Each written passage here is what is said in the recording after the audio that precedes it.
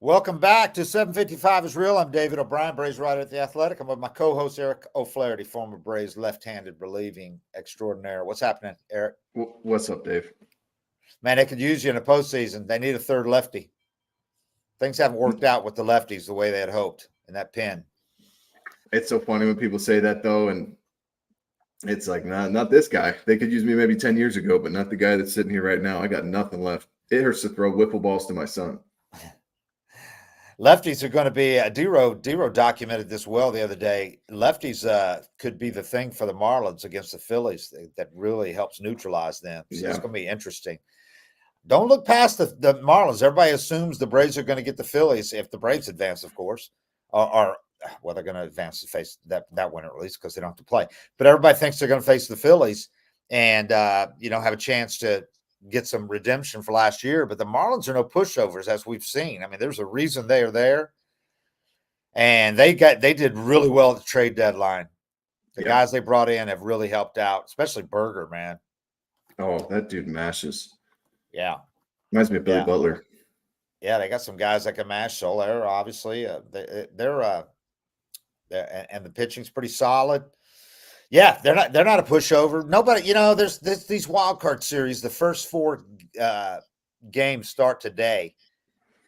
These series could really go any way, and there's not you think the teams that are at home have an obvious advantage. They play all three games there, but nevertheless, the home field advantage is not overwhelming like it is, say, in college basketball or something. It's going to be loud wherever they play, and all these teams have proven they can play on the road. So it's going to be interesting. I think the only advantage I think of is having been there before. Whether you're home or road, I think the only advantage that is a clear-cut advantage is the teams that have played in the postseason before and know how to manage their emotions. Because, like, for me personally, that I pitched in that wild card game in 2012. I had a great year. It might as well have been my major league debut because I had a level of adrenaline and excitement that I hadn't had to channel since like my first year in the big leagues. So the teams that have been here, like the Braves, I think that's the main advantage I look at.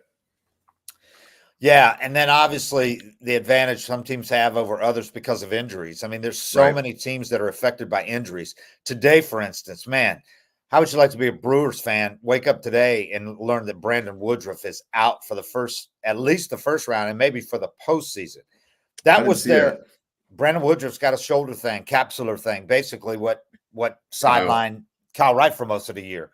So he's out definitely for the first round and iffy for the rest of it. They're going to get a second opinion, but that was their one real advantage. They had three starters, that have pitched well down the stretch. So you take him out of the mix and all of a sudden they're very vulnerable as well. So, every team, but like the Dodgers, for instance, the Dodgers are so much like the Braves that they have a really great lineup. Not as good as the Braves lineup, but a really strong one with two of the MVP candidates in Mookie and Freddie, who are so postseason experienced and have been such that huge guys in big moments. But their bullpen is really good. But look at their rotation, man. They have held that thing together with duct tape and baling wire for a while now. Kershaw's a stud, but Kershaw's only going like 5 innings now. I mean, he's not nearly the Kershaw that he was. He's not going to pitch into the 7th inning of a playoff game. So they're going to have to lean hard on those relievers, and he's the best of their starters. They got so many guys hurt. Now, Bobby Miller's really good, obviously. He's really good. Yeah. Losing the lefty hurts.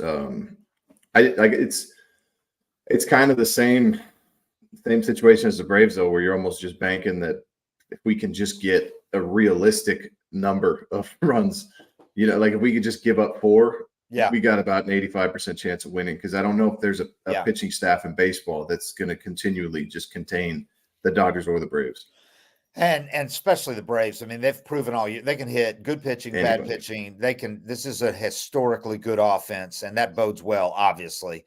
They really need to get something out of their two key guys, their two key starters in that division series, because you don't know what you're going to get in game 3. You don't even know yet if Bryce Elder, I assume, is going to get it. But they could feel more comfortable with a bullpen game, or in effect make it a bullpen game by telling Elder, or you don't have to tell him, but by going in with the plan of giving Elder the hook as soon as he, walks a couple of guys, because he's had some of those innings that will just sink you in a playoff game where he walks 3 guys, So they have to be ready in game 3. That's why they need 1 and 2 to go deep, not tax the bullpen so much. Yeah, that's where those starts matter even more than the actual game result itself. I mean, obviously you want to win those, but when you get to game 3, if your bullpen's already cooked and you get a bad start, the game get out of hand in a hurry. It's nice. You're going to have a huge for the Braves, especially that you're going to have a rest day after game 1. You're going to have a rest day after game 2 for travel. I mean, that's big right there. Your bullpen, you can use all your guys, and they're going to have a rest day. They're not going to go back to back in those first few games. And ideally for me, it's too bad that 1 out rule exists, because ideally for me, I'd be trying to find a way to get my big dogs in with that much time off. I wouldn't want them to pitch in game 1 and then have 3 days off. Right. And then throw a big moment. Even being fresh, I like them being sharp. Mentor hates days off in the postseason. I did too. Or any other time. He just hates days off. And he said last year it was horrible having that whole 5-6 days before the division series. So he really likes the idea of these games they're going to play. They're starting you guys probably know, everybody knows by now, but the Braves are playing 3 inter-squad games, Tuesday, Wednesday, Thursday, instead of like last year where it was more like live ABs, that kind of thing, but they didn't really have games. They're playing games and they're letting fans in free at Truist Park. So they should have a pretty good turnout with free parking and free admission. Anybody that's able to get away from work, and a lot of people, if they're not in school or whatever, they're going to have a lot of fans there. There's no doubt. Yeah. People can hang out at the Battery and walk over there at 4:30 game. And Max Fried is pitching today, so we'll be watching that closely, just to see. I'm assuming he'll be fine. He had the blister. That was 10 days ago, or he should. The thing hasn't been a problem coming back from it. It's only when he gets deep into the game sometimes, and the friction wear over course of innings, that it crops back up. But they obviously wouldn't let that happen in this game. They're going to get him out of there before even something happens. But that'll also be a bad sign if he's out after like 3 innings today. So that's important. Obviously very important. This close to the division series. He'll be starting game 1 or 2. They haven't said yet. I would anticipate game 2 because it gives him 2 more days of rest. Just makes more sense to me. But we'll see. And with Strider's success against the Phillies, I know Fried's the ace. There's no doubt about that. But Strider's success against the Phillies is mind-boggling, with the exception of when he pitched against them hurt in the division series last year. But otherwise, he's dominated the Phillies. Yeah, I wouldn't. I mean, I think we talked about it last week, but I wouldn't be afraid to use either guy. And honestly, if Max comes out today and he's like, there's no blister issues at all, goes 5, feels good, why not? I mean, I just think that, 1, he's earned it to start game 1, and 2, setting the tone. But Strider's had the success he's had. Either way, if you get a dominant start game 1, I think it really sends a message to the Phillies and puts them in the hole. Yeah, no doubt. Strider coming at him in game 1. I know that they would not be happy with that. No. And then you lose to Strider, and you got Max Fried game 2. That's not a good feeling either. And the Phillies, on the other hand, are going to have to ride so heavily on Wheeler and Nola like they did last year. And Nola has not been the same guy this year as he was last year. Still, in any given game, he can be great. He has been against the Braves a couple of times, but he's not been the same guy. Just look at his numbers. Wheeler's a stud. He's a horse. But they have to get so much out of 1-2, those starters. And they're going to need them in the wild card series. So I'll obviously be able to come back in the division series, but not for game 1. So that's big for the Braves. That's why they have to, if they're facing the Phillies in the division series, they have to win game 1. They have to. You're at home. You lose game 1. You both lose one of your only starters you got, and you lose home field advantage that you fought so hard to get. So they have to win game 1, and they're not going to be facing Wheeler or Nola in game 1. So that's crucial. It's never been more crucial to win game 1 than it will be in this series, and really to win games 1 and 2 at home before you go to Philly. I don't know the stats, but I bet if you looked at playoff series, the team that wins game 1 wins like 75% of the time. Especially a short series. It's short series. Yeah. That's what makes the MLB playoffs so tough. It's like you could take the Braves and the Pirates in a 5-game set right now, and there's a chance. One of the bottom teams can beat you in a 5-game set. Look what happened with the Braves and Oakland A's. I mean, they went out there, and the A's at the time were on pace to lose like 130, 40 games. Not 140, but like they were on pace to lose 120 games, I think, at the time, and they took 2 out of 3 from the Braves out in Oakland. Some things just inexplicable happen in baseball. It just happens. That's why you hope it's not like a 3-game series where your talent is going to come to the fore a little more the more games you get.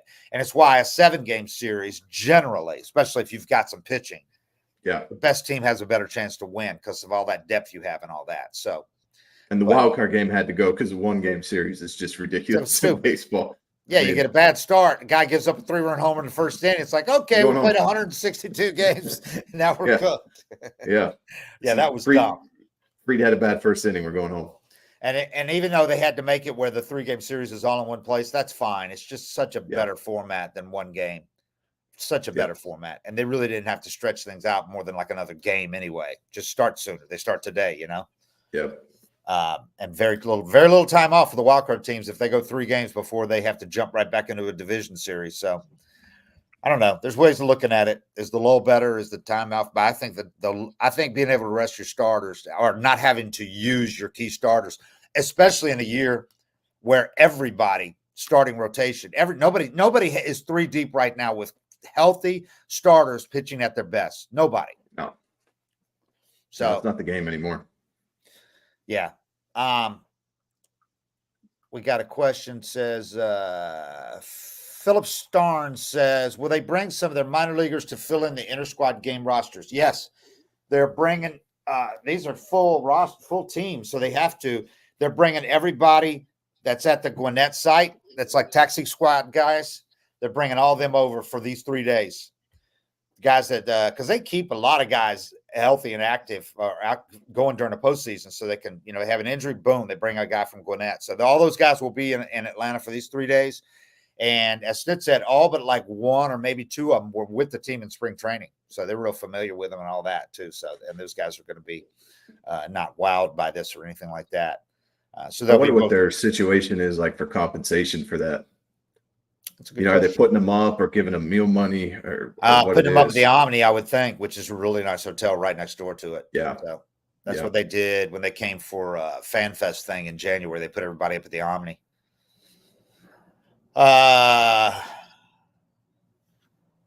What about discussing the expected opponent's strengths and weaknesses? Well, we have been, but it's really hard to cover 2 teams when I think they'll face the Phillies. But that's not a given. I mean, Phillies, we've seen them. If you follow the Braves, the team's strength and weakness because they played both of those teams 13 times. The Marlins got a lot better at the trade deadline. Their lineup is pretty solid. They're a young, up-and-coming team that's playing at their best.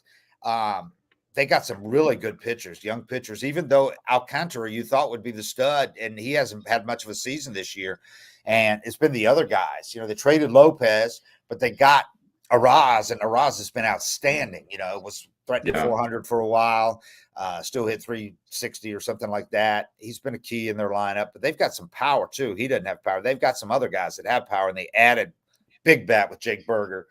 Marlins are tough. The Phillies and Braves, it seems like every time they play, it's a close game. I know it's not, but it seems like it. They're just 2 teams that are so evenly matched up, and they bring out the best in each other. They're so familiar with each other. The home field for both of those teams is going to be huge because they're going to pack the house.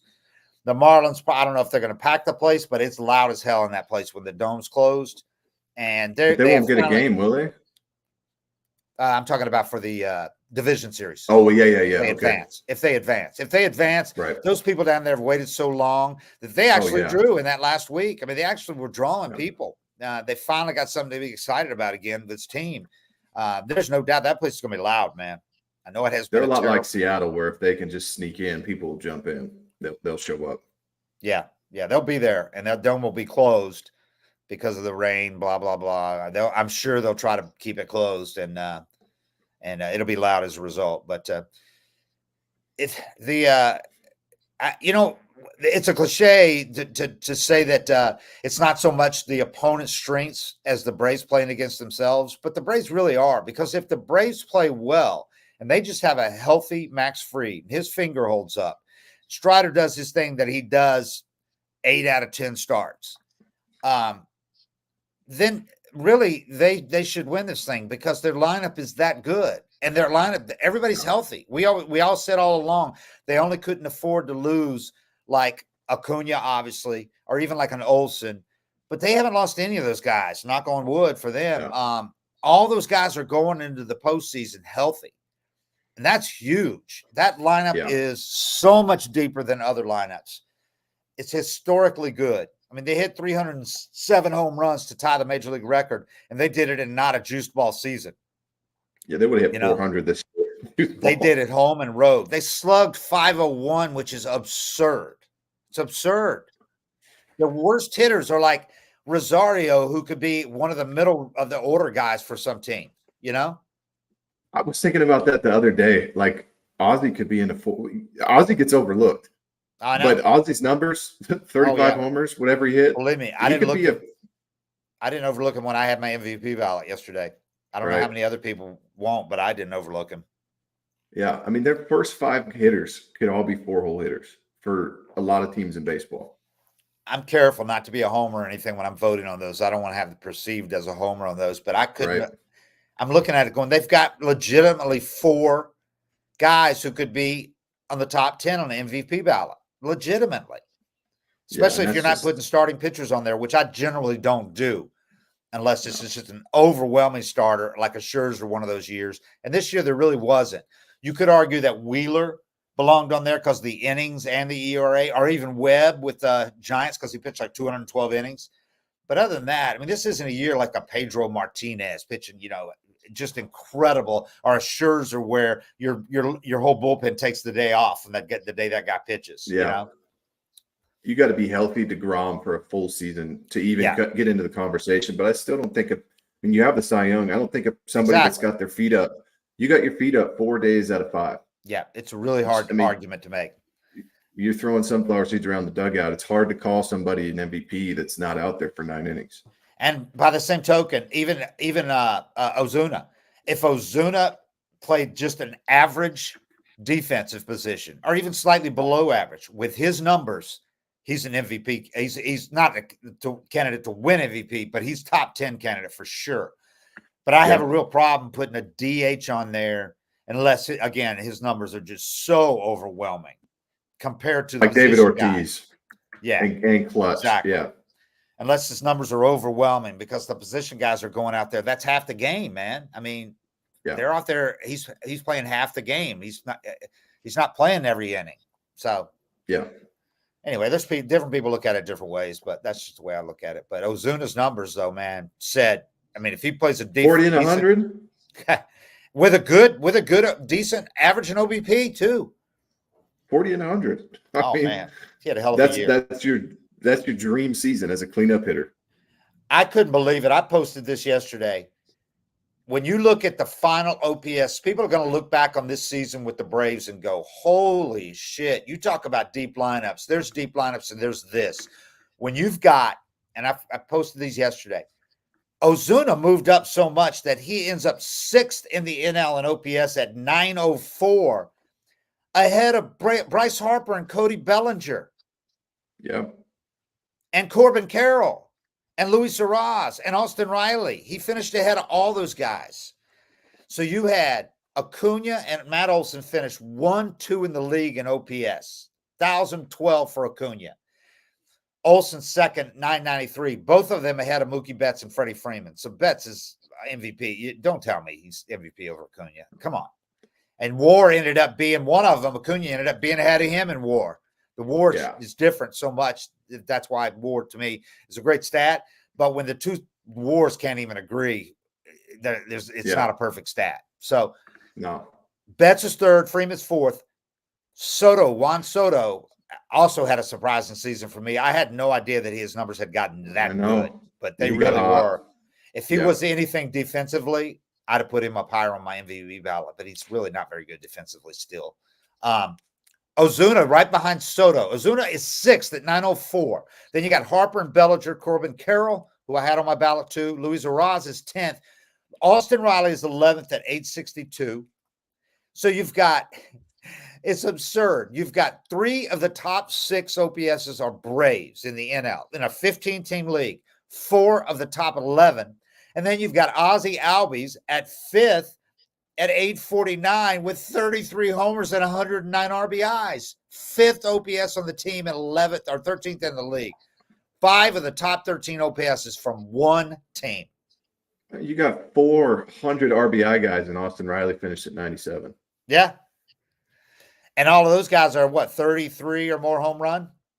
Yeah. Yeah, Ozzy's the least with 33. 33. But most teams are happy to have their best hitter get 100 RBIs.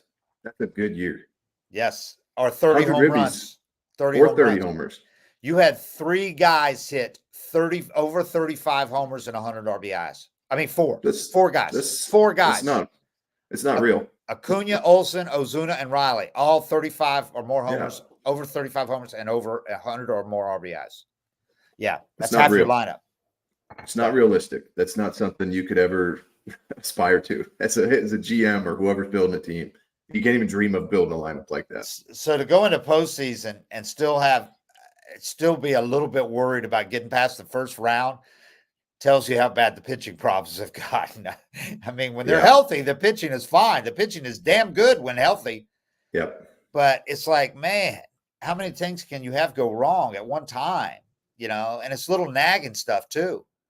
Yeah, I mean, if you could just slot Charlie right now into number 3 and you knew Max's blister is going to be fine, we don't have anything to talk about.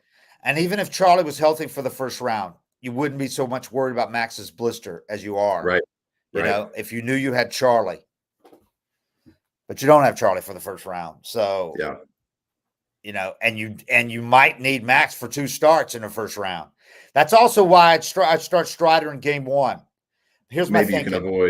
Maybe you can avoid Fried having to start twice and gets that more rest. Gets a lot more rest. I really think that blister has a lot better chance of being maintained and kept down if he doesn't have to start a game on regular rest. You start Strider in game 1. If you can close the thing out in 4 games, like the Phillies did to the Braves last year, then you go into the NLCS with Fried in game 1, with Charlie ready for game 2, with Strider for game 3, and you're like, we're looking good now.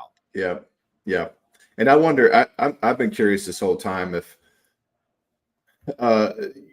the blister can get to a point where Max is like, I don't know how much longer I can keep doing this, but I can take the ball. Where it's like this is eventually going to turn into a problem, but that they've been resting him and trying to avoid that position where it gets that bad. But I think that if you were in an elimination game and his blister's bothering him, it's like I think he could take the ball and keep going. We'll worry about tomorrow later.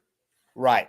I mean, its blister's going to crop up and eventually it's going to burst. But most of the time, it's not going to be bloody. It's going to be a blister. It can be worse if it gets deeper than that.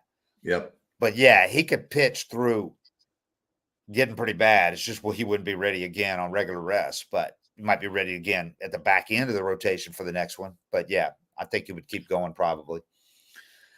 Finrod Felagund. If that's your real name, that's a damn good name, man. Says, I appreciate what Elder did for the Braves in the first half, stepping up big when the rotation was hit with injuries, but he has a 6 ERA since the break, and I just don't know if he can get it done. I'm going to be honest, man. I don't either. When he pitches well, when he keeps the ball down in the zone, the guy is really good because he gets in trouble and he gets a double play grounder. I mean, he wasn't doing it with smoke and mirrors in the first half. No. But I think he really tired down the stretch. He got up to 180 innings or so, which is a lot more than he ever pitched. And I just think he was worn out, and we were seeing it with the mislocation. Can he get that back with some rest before he pitches again in the postseason? I don't know. Maybe. Eric, do you think he can? Yeah. I mean, it's incredible.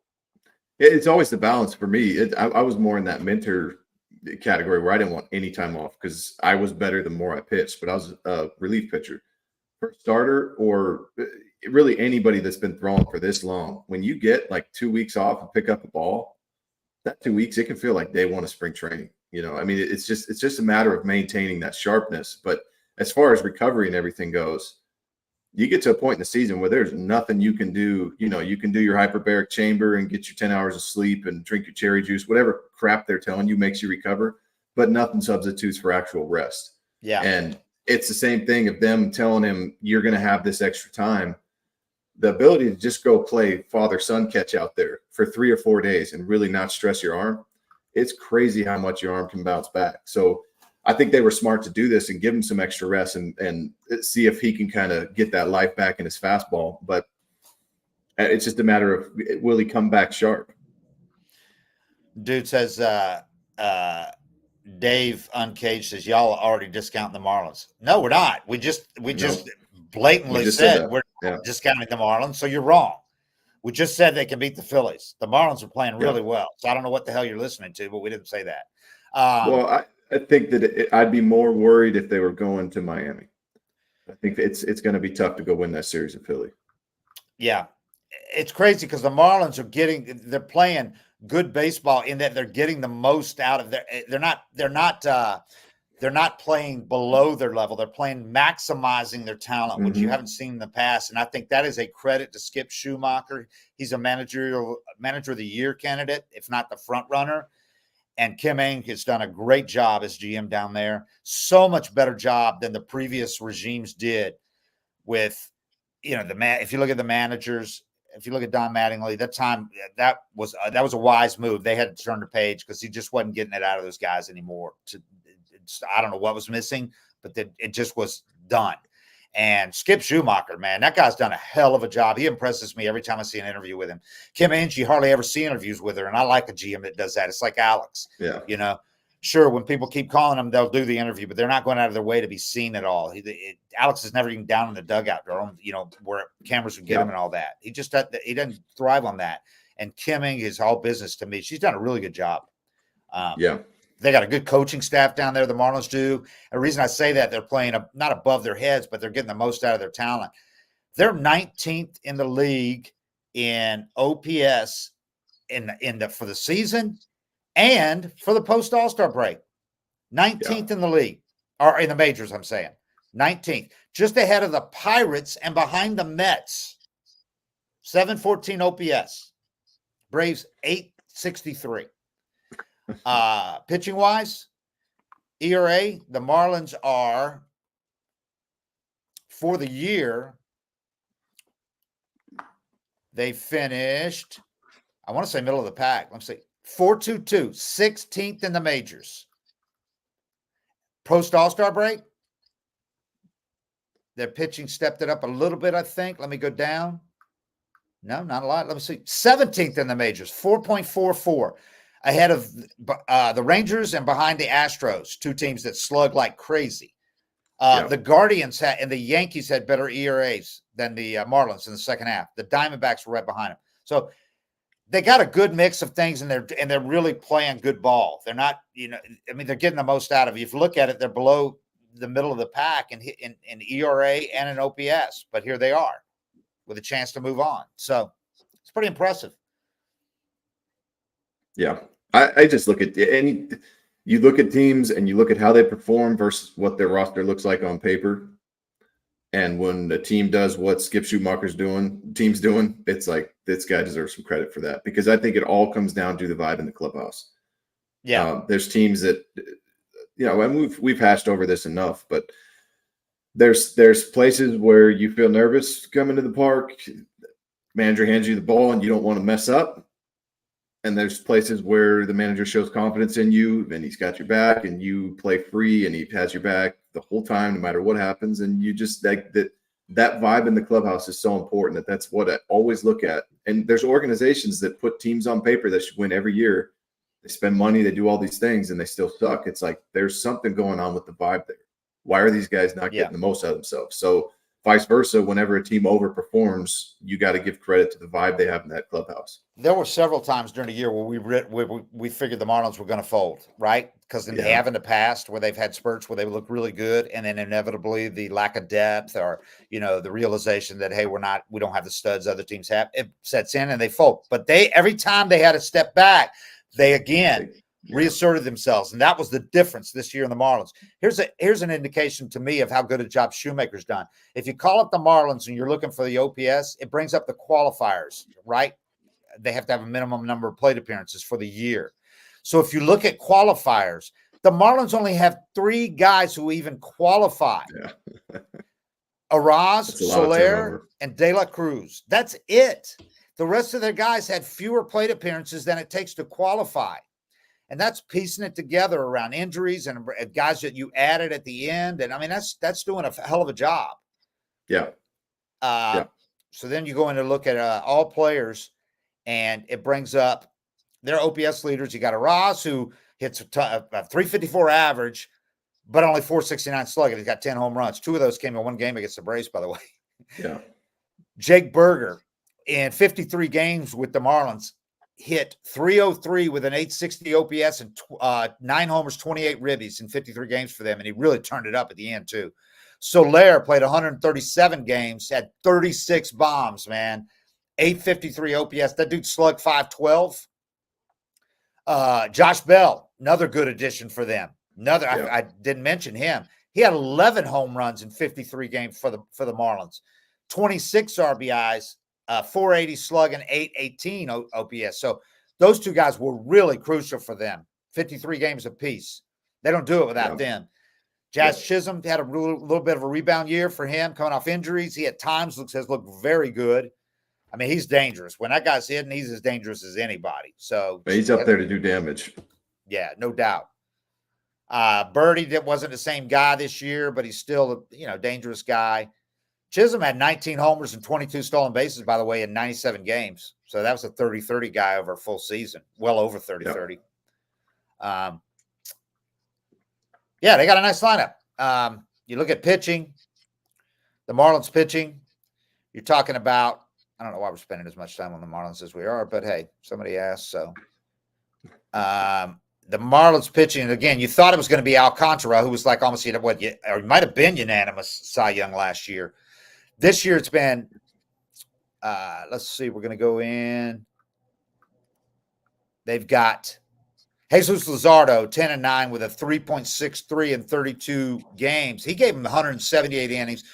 Sandy Alcantara wasn't the same guy, 7-12, 4.14, but he did pitch 184. I'll give him credit for that. The guy pitched a shutout. He had one shutout, and he pitched 184 innings.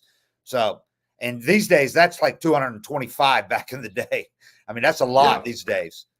And again, those are the only 2 qualified starters they had. So then you got to go look at the other guys that they had that stepped forward. Yuri Perez, been really good. 3.15 ERA and 19. He's healthy, right? Yeah, Yuri Perez has pitched well. He pitched really well down the stretch. I don't see him on their roster. What did something happen to Yuri Perez? Did he get hurt? I can't remember if they shut him down or something happened with him. I should have known that. Let's see. Alcantara, Edward Cabrera. They got a nice bullpen too, man. Yeah, that lefty. Yeah, Tanner Scott's pretty filthy. Yeah, very nice bullpen. So anyway, on the other side, I'm looking at the other side of the bracket. Let's do it. Let's do some predictions real quick. Let's go Rangers and Rays. I'm going to go because the Rangers pitching is just falling. Their bullpen is so bad. Bochy's was a bullpen guy with the Giants. He was already made his bones as a great bullpen manipulator. Even Bochy hasn't been able to get anything out of this bullpen because it's just been terrible. Terrible bullpen. Bochy always had that lefty too. He always had one lefty that he could pitch in 90 games and get you out of those huge jams. And then they make a trade. DeGrom gets hurt early. They make a trade. Scherzer gets hurt. The Rangers do not have the pitching to hang with the Tampa Bay Rays. I don't think there's any way. They can hit, man. The Rangers can hit with anybody. They can hit. But they can't. And the Rays have had injuries themselves, man, a lot of them. But I still don't think there's any way that they beat the Rays. Corey Seager, outside MVP candidate. If the Rangers had a healthy Scherzer and DeGrom, fuck. Oh, well, yeah. They might be favored to win the World Series. Well, they're not playing in the wild card round. Yeah, exactly. Jays Twins. The Twins have that ridiculous losing streak going in the postseason. 18 straight postseason games. That is insane. And if you don't think that plays in their heads, I know these are totally different casts than most. I mean, there's only a few guys that were even part of that, like Correa. But good Lord, they have to look at that and go, well, what's wrong with us in the postseason? But this is a team. The Jays are a flawed team themselves. The Twins have got a chance against them, but I don't think it's a good chance. I think I think the Jays have really underperformed this year.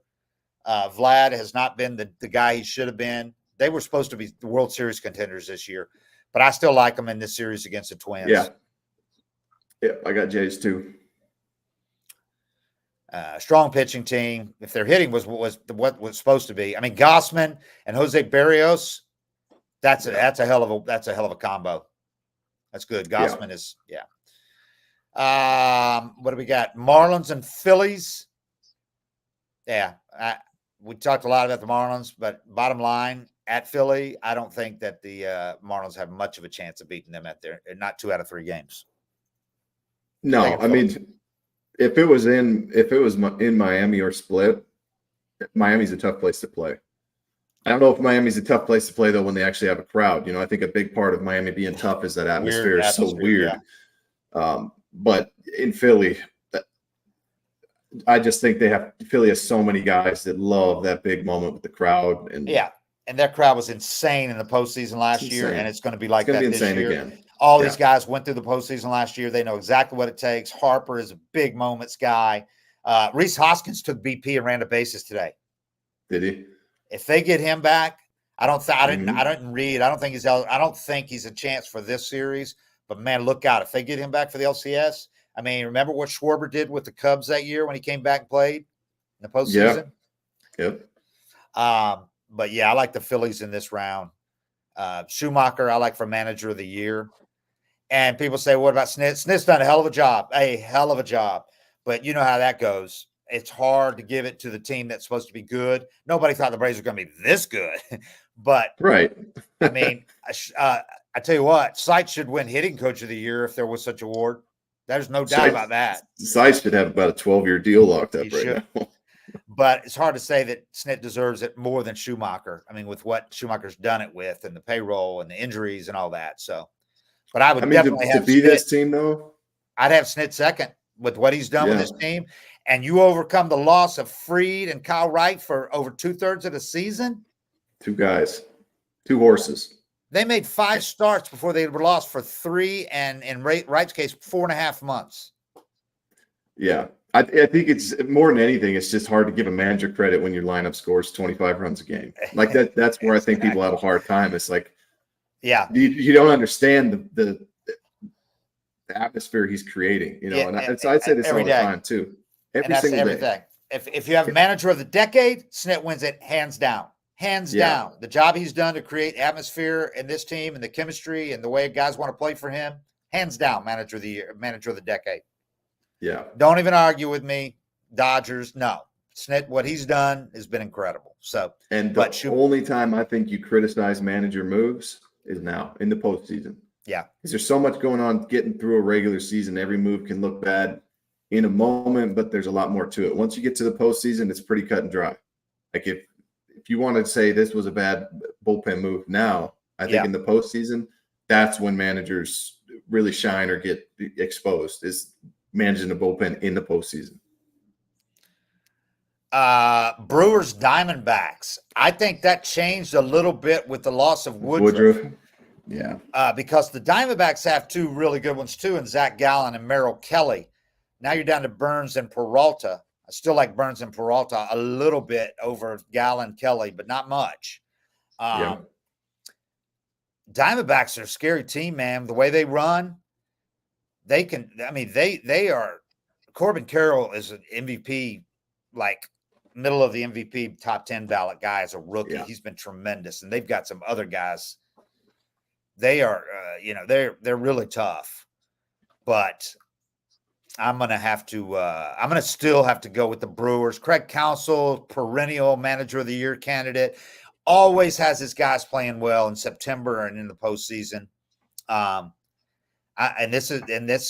Those idiots haven't re-signed him to a long-term deal. And this might be I believe it or not, he might be walking after this year, which seems crazy to me. He should be there forever, but I like the Brewers in this first round of the D-backs, but I don't like them as much as I did before, and it would not surprise me if the D-backs did it.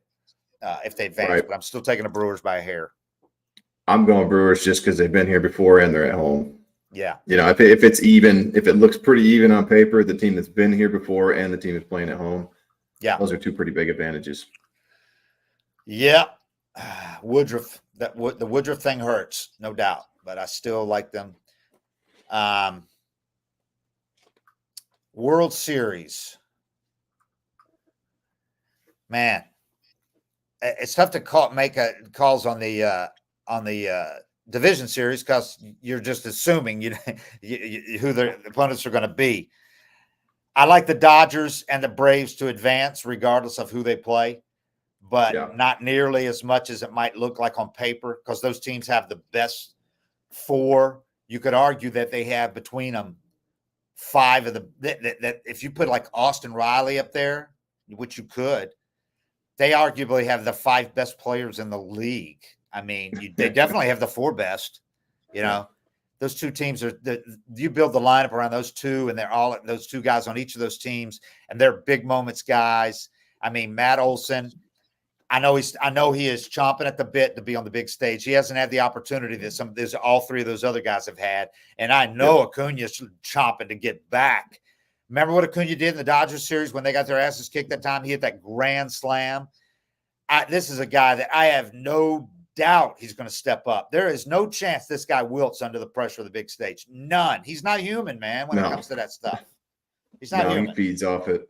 That's probably, credit to the Braves for having such a giant lead and finding a way to make the season exciting and entertaining anyway, because there wasn't a lot of drama, but it was still a really fun season to watch. All the records they were chasing and the excitement they had every night. You're right. It was. I didn't watch a lot of other teams because it was so much fun to watch them. It wasn't even boring until the last series, really, against the Nationals. Those were some bad games. And the games they played at the Marlins after clinching. That's about it. Otherwise, the series were all great. And these guys were pursuing records the whole time. And it's hard to have a boring team when Acuna's leading off. Exactly. And you got a guy mashing 50-plus homers in the middle of the order. There was shit going on all year. Cool stuff. And so how about Snip, by the way, the move he made moving Olsen down to in the order after having him hitting second early in the year. Two, and having Harris hit ninth most of the year. But at the end of the year, realizing, okay, that was cute and we loved it. And we like Harris. He hits well down there, but now he's gotten hitting sixth. I like where they are now at the lineup. I mean, you can't go wrong with Harris, but I do like the way they're doing it right now. Yeah. And so that's the thing I'm most excited probably to watch in the postseason is Acuna. I want to see what he does. Just like all season long, I had to turn on the first step out of the game. I had to watch Braves when he's coming up. I want to see what he did. But to see him in the postseason, knowing he feeds off it and what he's going to do. Yeah, no doubt. No doubt. He's superhuman, and I think he's going to step up and look out. We could have some great moments. I mean, look at it like the Dodgers series. That was the highest anticipated series of the year out there. What does he do to get that was the 30-30 that he did with a grand slam in the first game against when everybody had said Betts had moved ahead of him because Betts is an unbelievable August. This was at the very end of August. And what does Acuna do? I'll show you who's the MVP. The first game again, hit grand slam. I mean, he wants the spotlight. He does. He wants it. He thrives in it. Yeah. I agree with Matthew Bittenham. He said, I think baseball is not the best sport for bye weeks. Rust is a bigger deal in baseball than any other sport. I totally agree. If you look at football, they get like 3 and 4 weeks off in college football before the national championship game. One of the teams sometimes shows some of that rust, or the guys were out drinking and eating the whole time. But I mean, for the most part, the better team usually wins. It doesn't like that. I heard of basketball. Guys can get out. I mean, have shoot-arounds and go out and play a little bit, and they're back. I mean, the bye doesn't hurt you in basketball. Having 3 or 4 days off between games in the postseason does not hurt in basketball. Baseball, I agree. The hand-eye coordination is so essential in baseball that I think, and relievers, like you said, don't want days off like that. It is a bigger factor, I think, in baseball than the other sports. It's a skill sport. I mean, probably the sport you could compare it to the most would be like golf. Yeah. I mean, it's more of timing and rhythm and all this. I mean, no NBA player is going to be like, fuck, I forgot how to jump. Yeah, if you got a 40-inch vert, you got a 40-inch vert. I could imagine with their with their jump shot and stuff, you could get out of rhythm and kind of lose that, but you still have all these other ways to compete athletically and contribute. But with baseball, it's almost like 95% of what you can contribute in baseball is skill based. It's not like your athleticism doesn't go away with time off. You feel better, but you lose your rhythm. And especially pitchers, relief pitchers, especially, it's almost a bad thing to feel good. You pitch better when you're a little tired and your arm's not too quick. On the other side of the bracket, I think it's a lot easier to pick, even though the Dodgers and the Braves were arguably the best teams in baseball this year.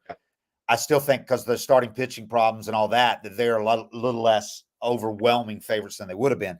The other side of the bracket, I think the Astros and the Orioles, to me, are overwhelming. I would be pretty shocked if neither of those teams, if both of those teams did not advance. I like the Astros against the Jays Twins winner, hands down.